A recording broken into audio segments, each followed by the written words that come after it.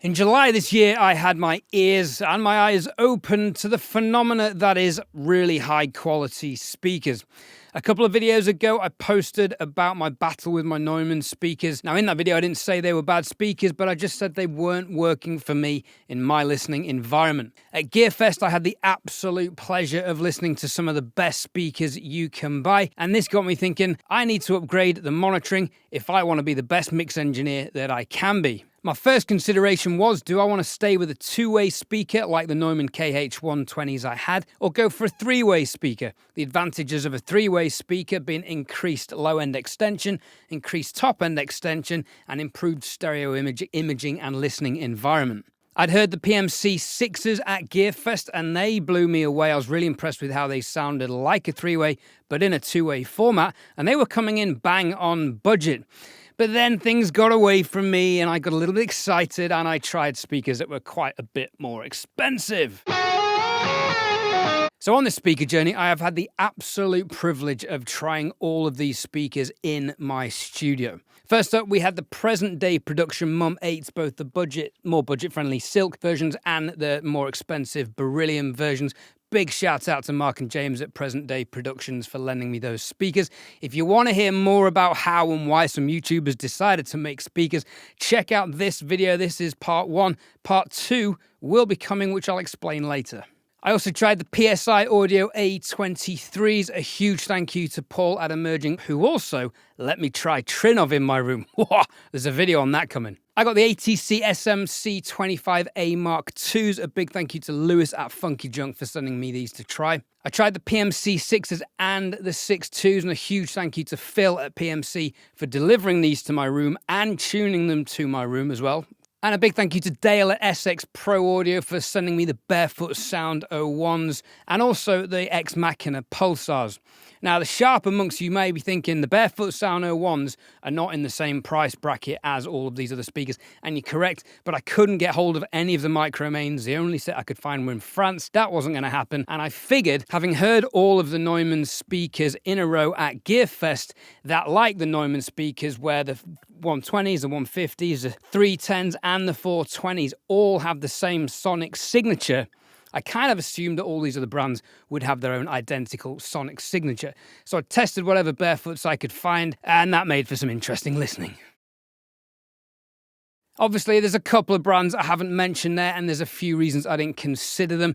I didn't consider the Genelecs because I'm already familiar with those. I've worked with those in a broadcasting scenario and in a couple of studios. They're very good speakers. They're very clear, but I find them very clinical. And also there's something lispy in the top end that I don't quite like. Focals as well. Now, if you're talking about £3,000 to £4,000, I think Focals are the speakers to get in that price point, but they're not in the same price point as the speakers I've tested in this video. Numerous people recommended I check out the Key 3s, but they're actually quite a bit over £10,000, and I had to put a ceiling on this process.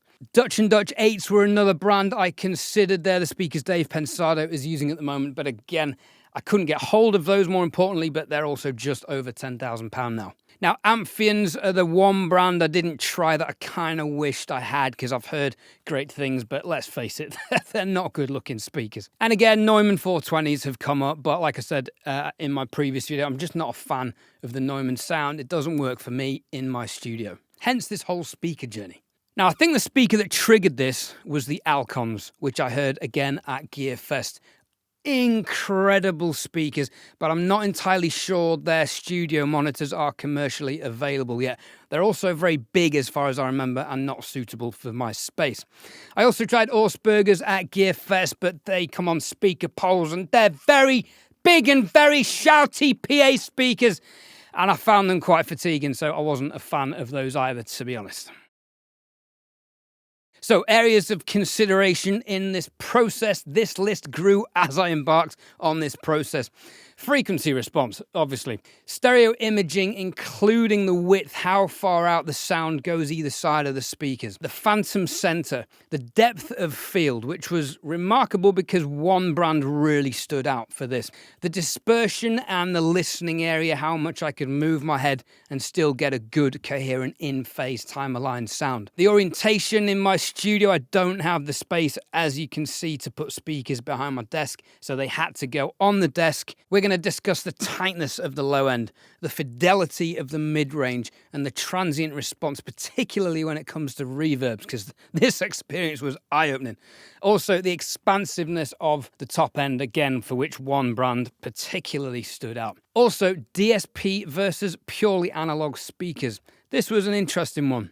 And also, I considered other things like fatigue, how long I could listen to these for, price, orientation, like we've said, but also fundamentally, not just listening to these speakers, not just listening to pre-recorded music, but actually mixing and working on them, because this helped me get my decision down from, well, the final 3 or 4 down to the final 2.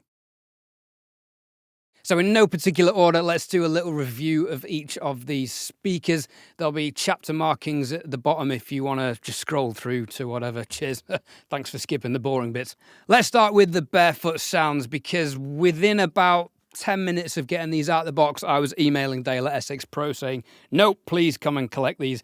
I hated them. Now, from a DJ and a producer point of view, I understand why you would go for these speakers. The low end, with the speakers, with the woofers on the side, the bass woofers on the side of the speakers, creates the most incredible, immersive spread of low end I have ever heard. Probably even more so than any Atmos room I've been in. They are incredible in this regard.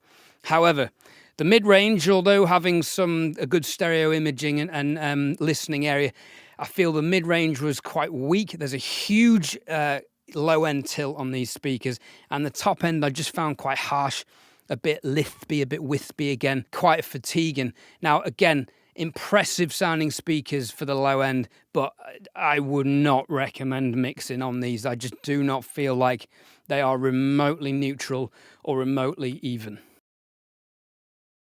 Now, initially, I was considering buying the PMC 6s, but I thought, well, why not try the 6.2s as well, as my budget had already, in theory, increased by the time I got to these. Big thanks to Phil at PMC for delivering these. These speakers have an interesting detail, which is they offer a 3.5 decibel scoop at 150 hertz, which is the problem frequency for desk reflections. And this actually works really well and opened my eyes to just how bad the reflections are on this desk. I love the PMCs. The stereo imaging, the sound coming out of the speakers, they have the tightest low end of any speaker in this comparison by far. It is unbelievable. But when I thought about it, I didn't necessarily want that, because I don't want a speaker to make everything I do sound tight. If anything, I want a speaker to sound slightly woolly and muffly and flappy in the low end, so I have to work to get the tight mixes. I want these speakers to make me work, so I'm the weakest link in the chain, as always. If we're talking genres for guitar music, AC/DC, Blink-182, I know Tom Lord Alge has mixed a lot of the Blink-182 stuff on these, and EDM and dance stuff. These speakers are so tight and punchy with great forward mid-range for those kind of styles. I really understand why people mix on those. These were very tempting. Now, I did an experiment with these speakers, which was to gaffer tape over the tweeters, because I just wanted to test the mid-range on these. The low end was incredible. The top end is great. But when I covered them, I realized just how dependent on the top end they were for their stereo imaging and their perceived depth of sound. And when I took that away and then put the tweeters back in the mix again, I could really hear just how flat and one-dimensional the mid-range was, compared to something like PSIs, which have the deepest depth of sound out of any speaker I've tried. I realized that I actually want to be able to hear the forward and back positioning of instruments a lot more than I could on these speakers. And the other thing with the PMCs is they are digital, and I had heard the analog PSIs at this point, and for me the difference was quite apparent. And it kind of made me decide I wasn't convinced I wanted DSP-based speakers. The best analogy I can think of, although you guys know I love universal audio, imagine a unison Neve preamp, such as the one I used in this video here, versus an actual Neve preamp. The unison sounds fine, but it sounds a little bit flat and one-dimensional in comparison with the openness of the real Neve preamp. This is how I feel about DSP versus analog speakers. Speaking of analog speakers, the ATCs came in, thanks to Lewis from Funky Junk for these. And I was quite underwhelmed when I got these. I was a bit disappointed. I didn't really like them. And then I mixed on them. And the quality of the mid-range, the detail that you hear, the magic is in the mid-range, and these speakers are legendary for this. Totally understand why. Once I got mixing, they blew my mind. However, I was going between these and the PSIs at one point. The PSIs have the low end and they have the spacious top end. You could say they're slightly lacking in the mid-range. They certainly are compared to the ATCs. So it was like going from scoop to scoop. And it was very strange to compare the two. But I mixed on the ATCs. And again, for guitar music, for tracking, you can really hear resonances in the mid-range on snare drums and vocals. You can even hear tuning better on the ATCs. It's unbelievable. But I did a mix on the ATCs, and then I pulled up the PSIs, and it was okay. Right, bang, bang, bang. That's what I need to fix. I just got more detail on the PSIs. Which brings us to the PSIs. Now, thank you to Paul at Emerging Audio for bringing these over to me a couple of times to try out, because I had to A/B them with numerous different speakers. The PSIs are fully analog, and they probably have the richest low end out of any speaker I've found. Now, someone suggested that may be due to some warm harmonic distortion caused by the transmission of the speakers, how the sound flows through the cabinet. They are ported at the bottom. This didn't really bother me, because if they did offer a slightly looser low end, that meant I had to work harder at my mix. In comparison to the ATCs and the present day productions, yes, I feel they lack mid-range slightly, but the open expansiveness of the top end is like no other speaker I've heard, with the exception of this next brand, which was close. Moving into my top three were the present day production M.U.M.8s. I tried the Silk drivers, which are great, although I did want a little bit more clarity, particularly next to the PSIs and the Ex Machinas.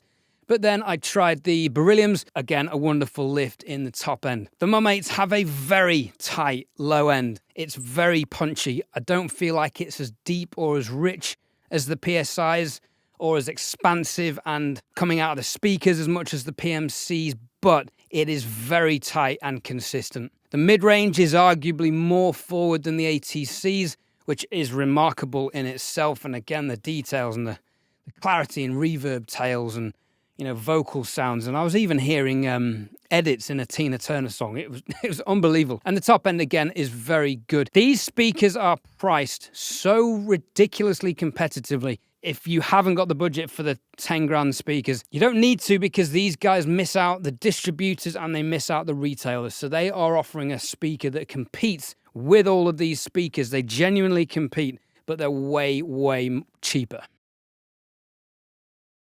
So I learned quite a lot doing this test. One was just how bad the reflections on this desk are. However, I do have Trinov on the way, so that should sort that problem out.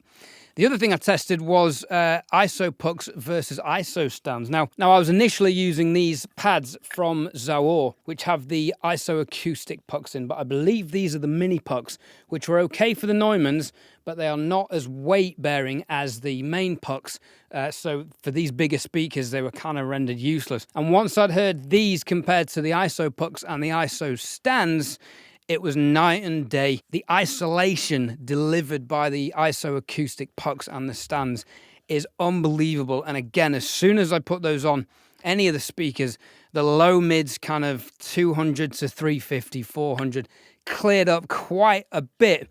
I still tried these with the Neumanns, and although it helped because that was the frequency range I had problems with, it was still the sonic character of the speakers that I didn't like. I'll go into a bit more detail about the IsoAcoustics pucks versus the stands in my speaker reveal video in 2 videos' time. The next video will be part 2 of the present day production interview, where you'll get an idea of which 2 speakers I've got it down to. But the main thing I suggest is listen to these speakers in your listening environment. Do not go to a shop and try speakers in compromised positions at different heights in a treated room, potentially with correction software in place. Get your distributors, and any decent distributor worth their salt, like I said, SX Pro will do this in the UK for you. They will deliver speakers and you can listen to them in your room, with your reflections, with your acoustic treatment. It makes sense to do that because that's where you're going to be mixing. The second thing is simply mix on them. Listening to pre-recorded tracks gives you a good idea of how a speaker is going to sound, but you've got to bear in mind those tracks are likely to have been mixed by one of the greatest engineers of all time, mastered by one of the greatest engineers of all time. They are sonically near perfect representations of music and sound. It's not necessarily what you or I or the average mix engineer is going to be working with. And also you need to understand how your mix process works. For example, me, as I described in the THOMANN video, I have issues with mid-range, just for various reasons I discussed in that video. So I wanted lots of low end, lots of top end, so I would push the mid-range. But I also didn't want the tightest low end because I wanted to work to get the tight low end. And I also wanted to work to get the depth of sound. I've been Ed Thorne. It's been emotional. Subscribe if you want to see the great reveal video in 2 videos' time. This has been long. If you've got this far, thank you.